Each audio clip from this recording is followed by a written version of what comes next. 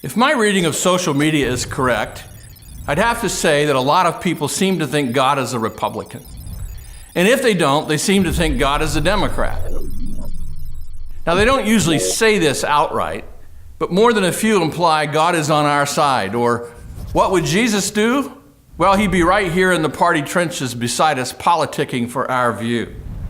I mean nothing disrespectful to the people involved here, and I certainly intend nothing irreverent. It's just that in the heat of the culture wars and the rough and tumble of election campaigning, and the every 2-year or 4-year grab for the brass political ring, candidates and supporters make all kinds of claims that don't bear up under the light of biblical theology.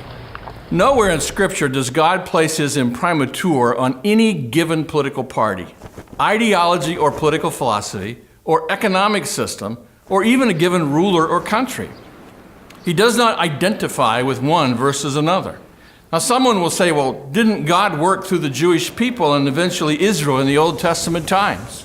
Yes, but if you read the Scripture closely, you'll see that time and again God holds the Jewish people, kings, and even prophets, and the nation to his standard of accountability and righteousness. His word and will are what mattered. The same should be said today about countries the world over. Of course, God states his moral will in Scripture. Yes, we should apply our Christian worldview, drawn from the Word, to our political choices. Yes, it's okay to be involved in politics. In fact, Christians should be involved. But our Christian faith must always be separate and above, not integrated with our political views like any other set of ideas. And certainly we make a mistake if we state or imply God uniquely blesses our party and not others. God is not partisan. He's really not even nonpartisan. He's God who brings all things into account.